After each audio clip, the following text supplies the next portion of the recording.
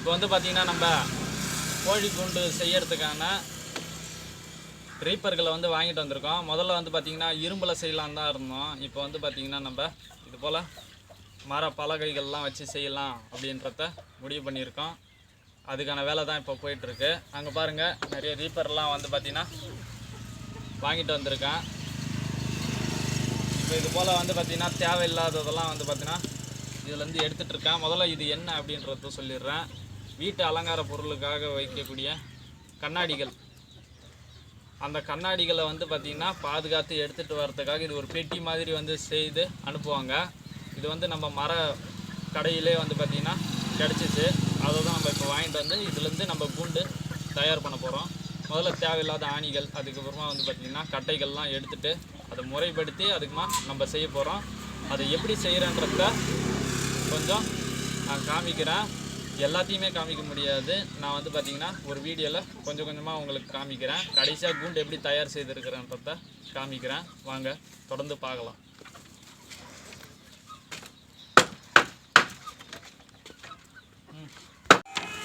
இப்போ வந்து பார்த்திங்கன்னா எல்லா கட்டைகளையும் தனித்தனியாக பிரிச்சுட்டேன்.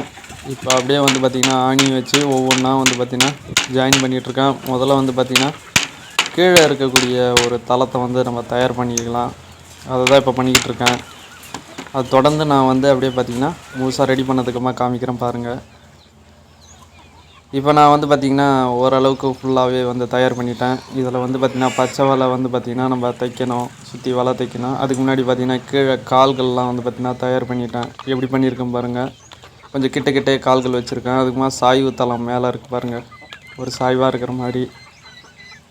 இந்த பக்கம் வந்து பார்த்திங்கன்னா பக்கவாட்டில் வந்து பார்த்திங்கன்னா ரீப்பர்கள்லாம் அடித்து வச்சுருக்கேன். இதை பார்த்தாலே தெரியும் உங்களுக்கு எப்படி நான் பண்ணியிருக்கேன் அப்படின்றத. கீழே வந்து பார்த்திங்கன்னா வலை போட போகிறேன். இது பார்த்திங்கன்னா வெல்டு மெஷ் வந்து பார்த்திங்கன்னா கீழே போட்டுட்டு அதுக்கு மேலே வந்து தகடுகள்லாம் வச்சு தைக்கலாம். தைச்சதுக்கப்புறமா உங்களுக்கு வந்து பார்த்திங்கன்னா இன்னும் நல்லாவே புரியும். முன்னாடி வந்து கதவுகள் வைக்கிறதுக்காக விட்டுருக்கேன். பக்கவாட்டில் வந்து பார்த்திங்கன்னா வலை தைக்க போகிறேன். இந்த பக்கம்லாம் எந்த ஒரு கதவு அமைப்பு கிடையாது. அப்படியே வந்து பார்த்திங்கன்னா நம்ம கீழே பாருங்கள், இன்னொரு காலும் வந்து பார்த்திங்கன்னா சப்போர்ட்டுக்காக வச்சுருக்கேன். அப்படியே பின்புறத்தில் வந்து பார்த்திங்கன்னா ரீப்பர்களை வந்து கிட்ட வந்து அடித்து வச்சுருக்கேன். இதுலேயும் வந்து பார்த்திங்கன்னா முழுசாக வலை வந்துடும். முன்னாடி மட்டும்தான் நம்மளுக்கு இது இருக்கும், கதவு அமைப்பு இருக்கும்.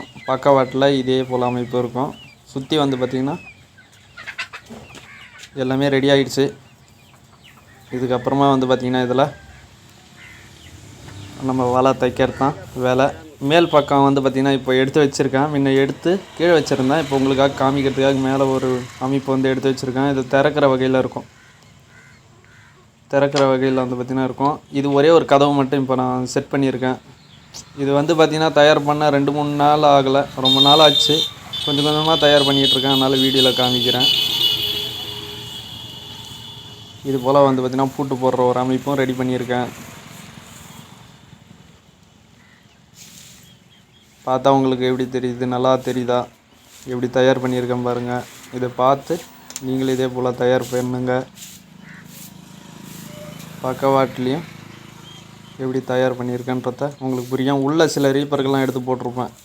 அதெல்லாம் வந்து பார்த்திங்கன்னா எடுத்துகிட்டு வலை இது பண்ணணும். அப்பா பெருக்கிட்டு இருக்காரு. நேரம் ஆயிடுச்சு, மழை வேறு பெய்கிற மாதிரி இருக்குது. மறுபடியும் நான் வந்து இந்த வீடியோவை தொடர்ந்து காமிக்கிறேன். சுத்தமாக பெருக்கிடுவோம் மாலை நேரத்தில்.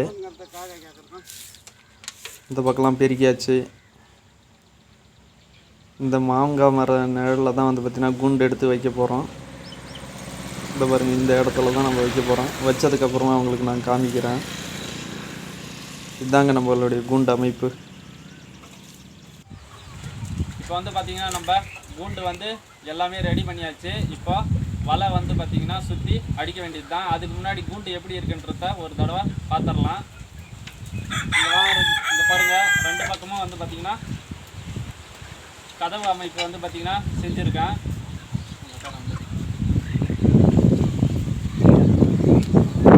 உள்ளே வந்து பார்த்திங்கன்னா கோழிகள் வந்து பார்த்திங்கன்னா நிற்கிறதுக்காக நல்லா தாராளமாக இருக்கட்டும்ன்றதுக்காக இடம் விட்டுருக்கேன். இது வந்து பார்த்திங்கன்னா 2 பக்கமும் தடுத்து வச்சுருக்கோம்.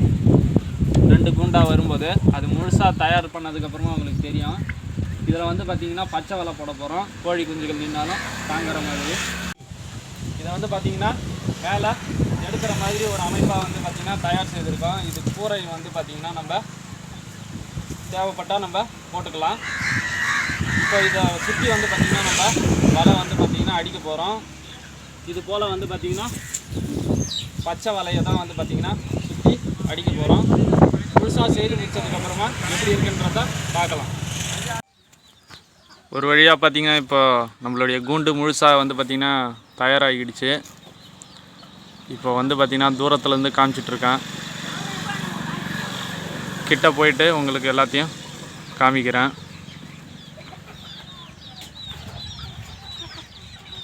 முன்னாடி வந்து பார்த்திங்கன்னா பச்சை வலை வந்து பார்த்திங்கன்னா அடிச்சிருக்கோம். இது போல் வந்து பார்த்திங்கன்னா பச்சை வலை சுற்றி அடிச்சிருக்கோம். இங்கே பாருங்கள், ஸ்க்ரூ வச்சு ஒரு வாஷர் வச்சு வந்து பார்த்திங்கன்னா இது போல் அப்படியே வந்து தச்சாச்சு. இங்கே வந்து லாக் செட்டெல்லாம் வச்சுருக்கோம். லாக் செட்டெல்லாம் வந்து பார்த்திங்கன்னா இது போல் வச்சுருக்கு. இது வந்து பார்த்திங்கன்னா ரீப்பர் வெளியே வராமல் இருக்கிறதுக்காக, ஒரு பிடிப்புக்காக, அதுக்கப்புறமா பூட்டு போடுற மாதிரி 2 பக்கமும் தயார் பண்ணியிருக்கோம். உள்ளே வந்து பார்த்திங்கன்னா கோழி குஞ்சுகளை வந்து பார்த்திங்கன்னா விட்டுருக்கோம். ஒரே ஒரு இதை மட்டும் நான் திறந்து காமிக்கிறேன். இது போல் நம்ம திறந்துக்கலாம். இதில் வந்து பார்த்திங்கன்னா கோழி குஞ்சுகள் வந்து இருக்குது பாருங்கள். ஒரு தாய், அதுக்கப்புறமா ஒரு 10 கோழி குஞ்சுகள் வந்து இருக்குது. கீழே வந்து பார்த்திங்கன்னா நம்ம பச்சை வலை போட்டிருக்கோம். அதுக்கப்புறமா வெல்டு மெஷ் வந்து பார்த்திங்கன்னா கீழே போட்டிருக்கோம். இது எவ்வளோ இடம் வேணால் தாங்குற மாதிரி. அப்படி போட்டால் தான் வந்து பார்த்திங்கன்னா கீழே வந்து மடங்காமல் இருக்கும், நல்லா இடம் தாங்கும். இது போல் பண்ணியிருக்கோம். பக்கவாட்டிலையும் வந்து பார்த்திங்கன்னா வச்சுருக்கோம். 2 கூண்டுக்கும் இடையில் வந்து பார்த்திங்கன்னா 2 கூண்டுக்கு இடையில் வந்து பார்த்திங்கன்னா இது போல் பச்சை வலையை வந்து வச்சு தச்சாச்சு. கீழேயும் வந்து பார்த்திங்கன்னா வாஷரு, அதுக்கப்புறமா ஸ்க்ரூ, இதை வச்சு தான் வந்து பார்த்திங்கன்னா தச்சுருக்கோம். இந்த கூண்டுலேயும் வந்து பார்த்திங்கன்னா இருக்குது. கோழி குஞ்சுகள்லாம் வந்து பார்த்திங்கன்னா விட்டுருக்கோம். வெயிலுக்கு எதமாக வந்து பார்த்திங்கன்னா இருக்கணும் அப்படின்றதுக்காக மரத்துக்கு நிழலுக்காக நம்ம வந்து பார்த்திங்கன்னா கூண்டு வச்சாச்சு. எல்லாம் ரெஸ்ட் எடுத்துகிட்ருக்கு. இந்த கதவு அமைப்பு வந்து பார்த்திங்கன்னா ரொம்ப நல்லாவே இருக்குது. எலிகள்கிட்ட இருந்து வந்து பார்த்திங்கன்னா ரொம்ப பாதுகாப்பாக இருக்குது. இடமும் ரொம்ப அகலம் அதிகமாக இருக்கிறதுனால கோழி குஞ்சுகள் தாராளமாக இதிலே வந்து பார்த்திங்கன்னா ஒரு 2 மாதம் அளவுக்கு ஆகிற வரைக்கும் வந்து பார்த்திங்கன்னா இதிலே வளரும். அந்த மாதிரி தான் பண்ணியிருக்கோம். மேலே வந்து பார்த்திங்கன்னா பழைய தகடு ஒன்று இருந்துச்சு, ஷீட்டு. அதை வச்சு நம்ம அப்படியே வந்து பார்த்திங்கன்னா மேலேயும் இதே போல் கட்டியாச்சு. அதுக்குமே வந்து பார்த்திங்கன்னா பர்தா வச்சுருக்கோம்.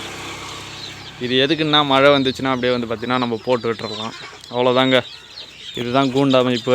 ஆரம்பத்துலேருந்து உங்களுக்கு வந்து நான் காமிச்சிருக்கேன். இது போல் வந்து பார்த்திங்கன்னா நம்ம அழுத்தி அப்படியே வந்து பார்த்திங்கன்னா பூட்டு போட்டுக்கலாம். இது எதுக்காக வச்சுருக்கேன் அப்படின்னு கேட்டிங்கன்னா இது போல் அழுத்தி போடுறதுக்காக தான்.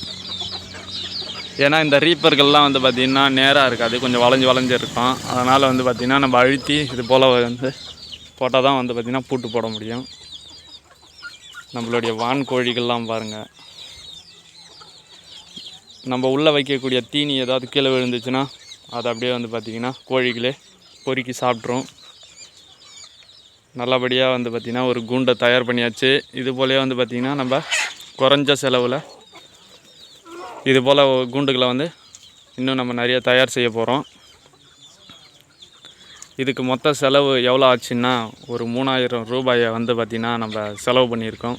ரீப்பர், அதுக்கப்புறமா வந்து பார்த்திங்கன்னா மெஷ்ஷு வலை, வெல்டு மெஷ்ஷு இதெல்லாம் சேர்த்து, வாஷரு, ஸ்க்ரூ, இதுக்கு தான் கொஞ்சம் அதிக செலவு பண்ண மாதிரி இருந்துச்சு. ஏன்னா அவ்வளோ யூஸ் பண்ணியிருக்கிறோம், கிட்ட போட்டிருக்கோம்.